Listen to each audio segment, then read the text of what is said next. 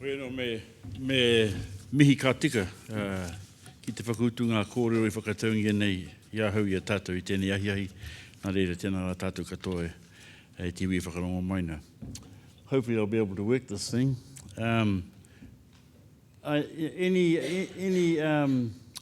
Any analysis of equity, I think, of aspects of New Zealand society really has got to start at the beginning.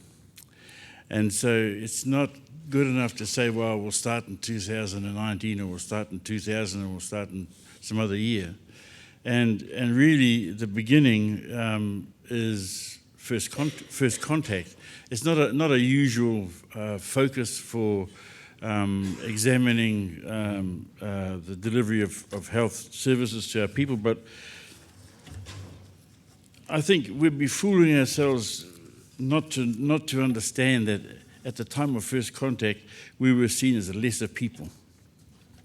Not just us. Heaps of people, indigenous people around the world were seen as, and some even went as far as describing them, us as the mud people. Further down the sophistication and scale.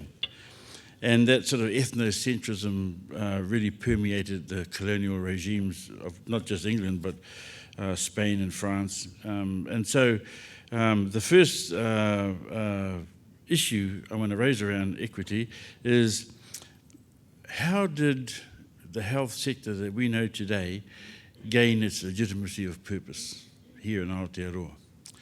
So, and I'm talking about legitimacy of purpose in terms of how does your patient or your client or your stakeholder know that you are the right person to be talking to about the right issues at the right time?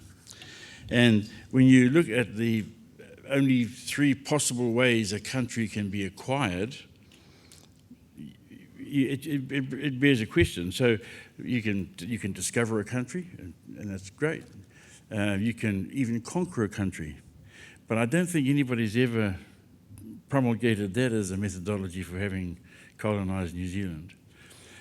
Which leaves the third avenue, which is by treaty. And when you establish your relationship with a land by treaty with indigenous people, you create a measure of legitimacy for not just being there, but for doing the things that you do. And so looking at our example here, and in terms of first contact, we were what were called Vikings of the sunrise, of the Pacific, and our sailing feats are legendary. We're Polynesian people who have populated the Pacific now for over 6,000 years. So we've got a long history of occupation, and in contrast, the European counterparts arrived having just emerged from a flat Earth mentality, and so while we were sailing around the Pacific, the most vast water space on the planet, other people in other continents were doing different things, and so when those two came together, it was going to create some kind of dichotomy. There was no doubt about it. And with them came the process of exploitation associated with colonization, the extraction of natural resources, and really in the colonizing of the theology, the introduction of technology, and by technology I mean even the Bible is a form of technology, and really challenging the entire foundation upon which our previous indigenous paradigm rested. And with it came also military intervention that was justified by the colonizers in terms of rebellious natives, and an insatiable lust for land. And I don't mean that in a particularly negative way, but the people right across the globe were, so if you go to New Zealand, we will give you land, you'll be the streets are paved in gold. And so poor old working class people around the world came here expecting to be landed farmers, and they got here and their first question was, where's the land? and the clause within the treaty which said if you want to sell land or buy land, you have to do it through this agency of the legislature. And that was quickly abandoned because they needed more land so fast. The early commentators, and there's 253 or 250 exercise is quite an interesting one, because the early commentators, including a guy called John Savage, who was the ship's doctor on the Endeavour, and he wrote a small book documenting his observations. He considered himself to be a highly objective scientist. And so his observations were quite clinical observations. In those observations, it's not a very thick book, but it's interesting. In those observations, he outlines, so Pollack does the same thing, he describes an entirely functional social organization where people did not beat their children, families were happy, they were content, and in fact, John Savage went as far as to say, I dread what's going to happen when our people get here, because they're going to destroy these people.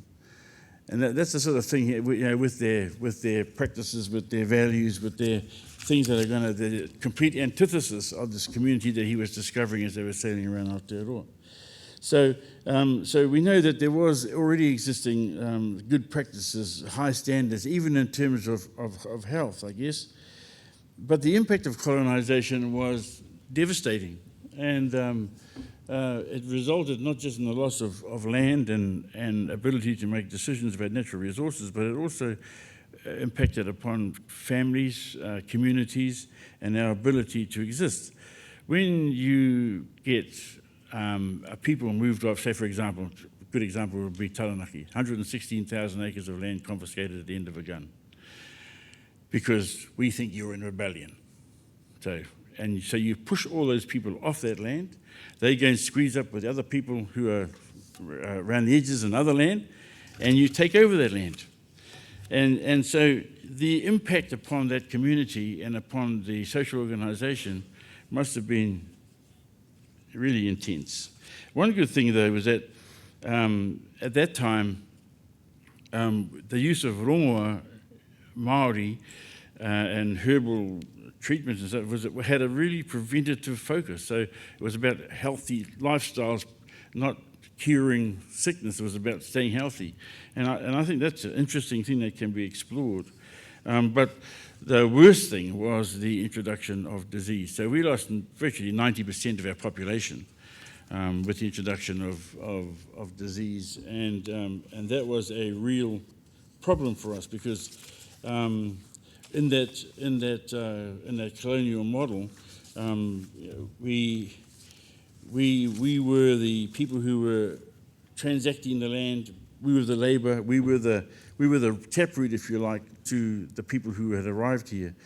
The new technology, the Bible, the axe, the gun, and the exploitative capitalist regime. The monetary economy, so we had to move from a bartering economy to a monetary economy. Money which nobody had had. The only way you can get money is to sell yourself, sell your land, or steal it or something, because they couldn't make money. So they were at the mercy of a monetary economy and capitalist barons who were running it.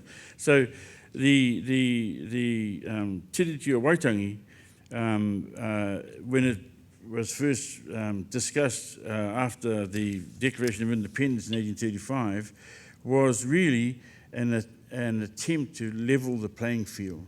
Because up until then, I guess it would say that, fair to say that we were living in separate communities. Māori and Pākehā never lived together.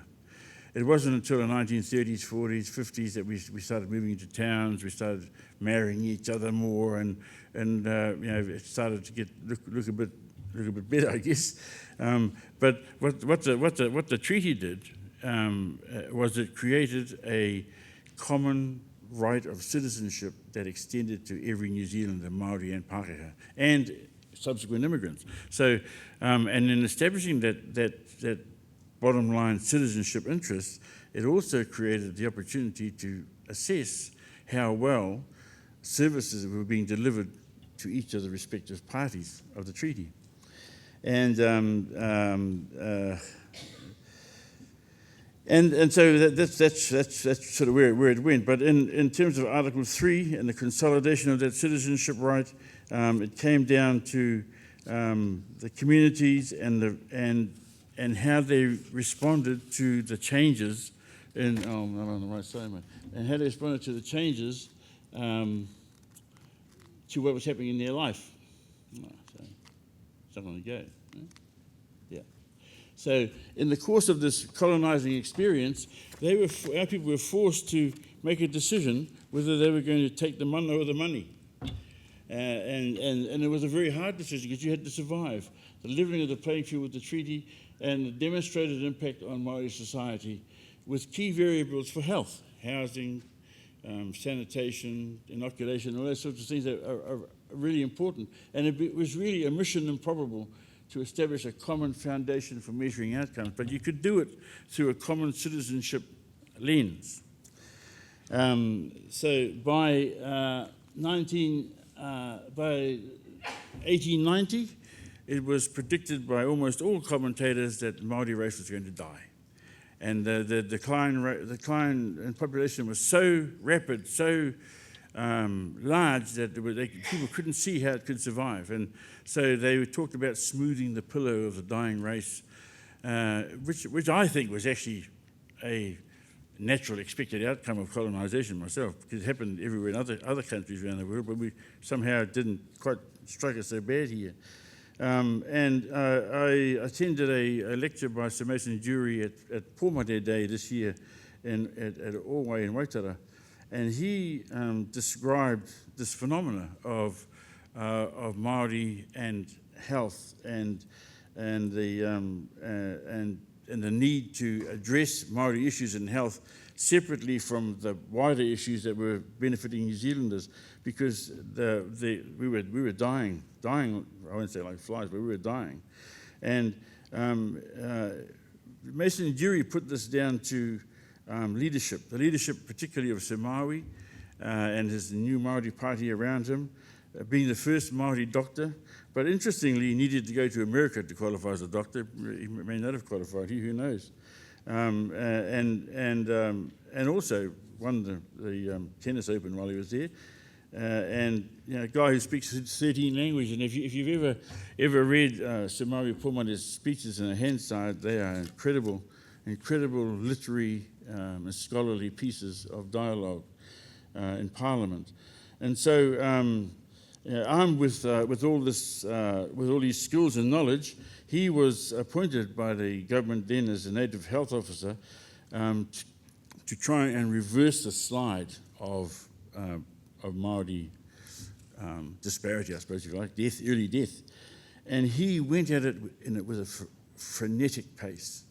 He devoted his almost entire waking moments to travel around the country, explaining things. He'd go to Marais and he'd get people to come and look through a microscope at the germs in the water, show them that that's what they'd been drinking and they shouldn't drink it. So it's just some simple instructional stuff that really you would have expected should have been provided by a mainstream service before then. And also he went around and inspecting houses and said, these houses are no good. You can't live in houses like this anymore because they breed pests. And so he was, and people malign him for going around burning houses. He'd burn a house down, so it's no good. But what people don't go on to recall is that for every house he burned, he built 10. And so it wasn't about getting rid of the houses, it was about improving the conditions of the people. And Mason Jury says that it was really those efforts, those of enlightenment, of information sharing that enabled the population to come back. So our average age of death in 1890 was 38 years old, I think, and in 2019 is 87 years old.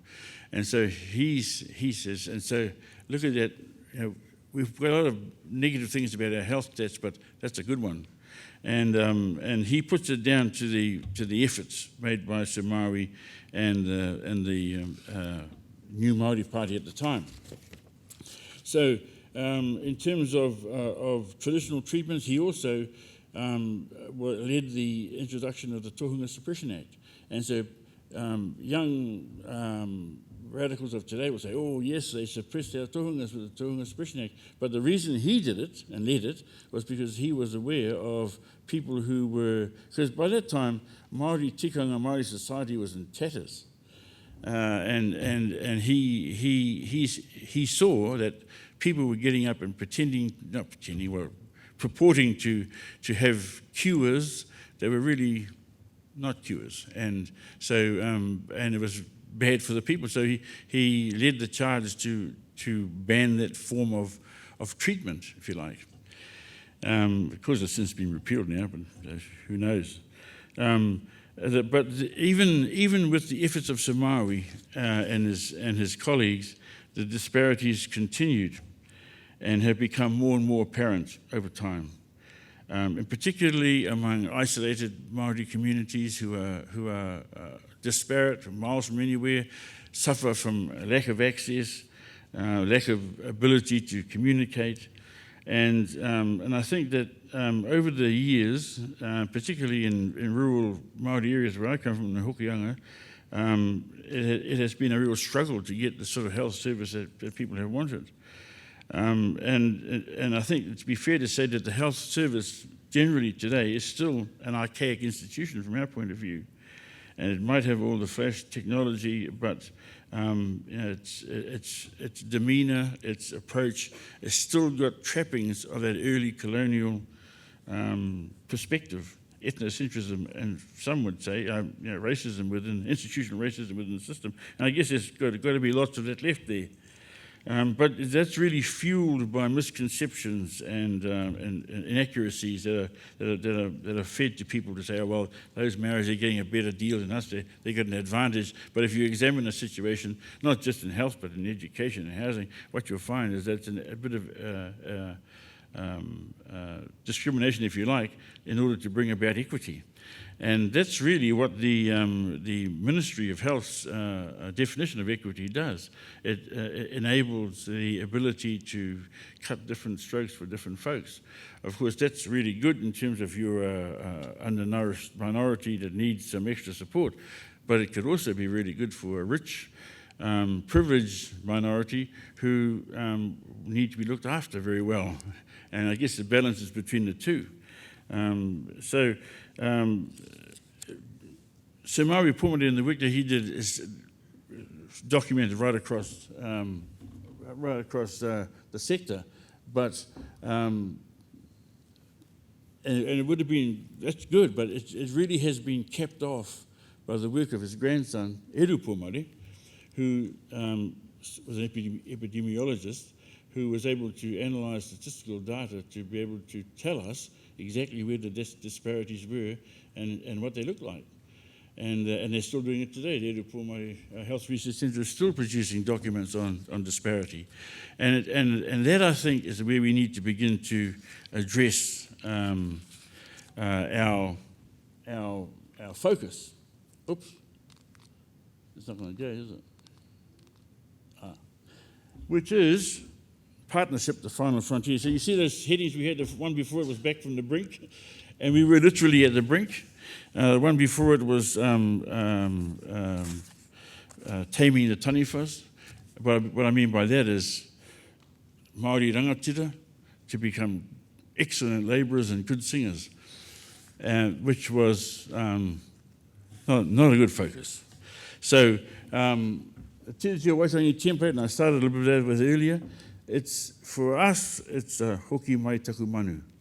Hoki mai taku manu, kake mai taku manu. Because for us in the north, we consider ourselves to be the kaitiaki of the treaty, the Te Waitangi, and of He Whakaputunga, which is the 1835 Declaration of Independence, giving us the ability to enter into a treaty.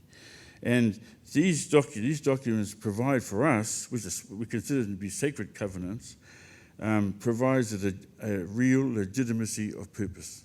When you operate with a taproot that goes down to He Whakaputunga and you've got the Te Waitangi as your methodology for engagement, you couldn't get a better legitimacy of purpose.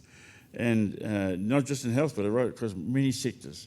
And in terms of the Kāwanatanga and Māoritanga, that's where the rubber meets the road. And back again to that citizenship baseline, mark. So why should Maori people get less than non-Maori people? And that's the question. I must say that the answer is becoming more and more palatable as the time goes on. But I made submissions to the Ngāpuhi claim on her whakaputunga and te tiriti, and in that I described a unique duality of institutional arrangements, because our perspective is that the treaty didn't create one system for everybody, it created two systems for everybody. Well, actually it didn't create, because one already existed. So the treaty confirms and guarantees the system that existed here prior to the colonization process. Then it gives a right to that subsequent arrival of citizens to be citizens and to have a system of governance which they could then lean on as a part of a sophisticated society. And but what happened over time, I think anyway, is that the Maori one dried up. Well, actually, it became robbed really of influence, resources, and potential to be able to provide for our population, commensurately with the rise of the European way of life. And I was reminding Hone earlier when Aotearoa Taonui went to the signing of the treaty and warned our people, don't sign the treaty on top of the British flag, sign it on top of the Māori cloak, that's our one, not the British flag. If you do it on the British flag, we'll be subjugated by them. And it's exactly what did happen. They said to me, get out of here, you stupid old fool. Put some pants on. Because in those days, all the Maoris were wearing pants. You know, and he came to the hui dressed in traditional Māori clothes with traditional Māori food. He said, I don't need that. I'm a Māori from here. And they really ridiculed him for that perspective. It turns out, 100 years later or 150 years later, that he was quite right. That's exactly what did happen. And so the submissions we made to the Waitangi Tribunal were about that sovereign issue, and it was no surprise to us that the tribunal came out and said, actually, you people are right. The transfer of sovereignty didn't happen as cleanly and as profoundly as we like to think it did. When you acquire a sovereignty of a nation, you have to go through certain procedures and protocols. And if you don't, then it means you haven't fully acquired the extent of the sovereignty. And that seems to be the case here. So the next step for us is to explore that issue and try and sort of pull back that duality thing, because we think, and this is where it comes back to Maori Pomare again, we think that the idea that Māori should be working with Māori is a good idea. And that's exactly what they did with Sir Maui Pomare. He understood the issues, he understood the people, he understood where he was going, why he was doing it. Even in the face of opposition, he went there and he did it because he knew what he was doing was right. And he knew that the paradigm he was offering was correct. So as we move into the new age of 5G, we have an opportunity there, I think, to fire up the old generator in the Māori world to be able to be a provider as well. And I think there's tremendous potential in there to be able to achieve that. So we have the technology to monitor and measure it now. There's no reason why we couldn't monitor and measure a thing like that. We need a renewed commitment, at least to make more of an impact, because I have to say, from our perspective as rural community members, it's not really working for us. And it comes down to, the mental health review, for example, was a perfect example of what I'm talking about. Almost every submitter on a Māori mental health review said, we need to be cared for by our own people and have the resources to be able to do it. And that was a very, very strong theme throughout the review. And I think that applies to a lot of things, and it certainly applies to the delivery of health services in Aotearoa. And so I would encourage you to adopt the template of Te Tiriti. I would encourage you to invest in the institutional arrangements that arise from it. And I would encourage you to utilise the potential that is currently lying untapped within Māori communities and within Māori repositories of knowledge that can be utilised to produce good outcomes for Māori people, and probably for other people as well. But at least we know for Māori people. And I think that if we can get to a situation like that, where they're invested in, the fraternity is held up and supported towards its operational success, you could make some really great progress. And I think that there are probably constituencies all over the world trying to achieve a synergy between state intervention and Indigenous paradigms, because it always seems to go wrong for us. I think, but we need to create models that go right for us. And I think that the Tiriti o Waitangi is one of those models. It's a new direction down an old path, but it's tried and true. It's like I'll finish on this. It's like the Pōwhiri process. I went to a meeting once in Japan, a UNESCO meeting, and there are 66 countries there, all talking about intangible cultural heritage. I couldn't think of a thing to talk about. No examples. But then I thought of the Pōwhiri process, how you go through the whole structured engagement between strangers and hosts, and how you go through this whole process from the blowing of the pūtātara to the karanga, to the mihi, to the hongi, to the kai, it's a whole process. And the 66 countries that were there, every single one of them described the need to have something like that. And I thought, oh, okay, so we developed that, of course, living in the Pacific for 6,000 years. And going from island to island, you had to have a good system to be able to engage, and that's what they developed over that time, and they brought it here with them to Aotearoa. So, and that's the other thing about Māori health, and the aspects of Māori health that are important will also pertain to the health of other Pacific peoples who are very, very much in our slipstream in terms of some of the negative aspects, the negative disparities that are occurring. And we don't need that. New Zealand society doesn't need that, any more of that.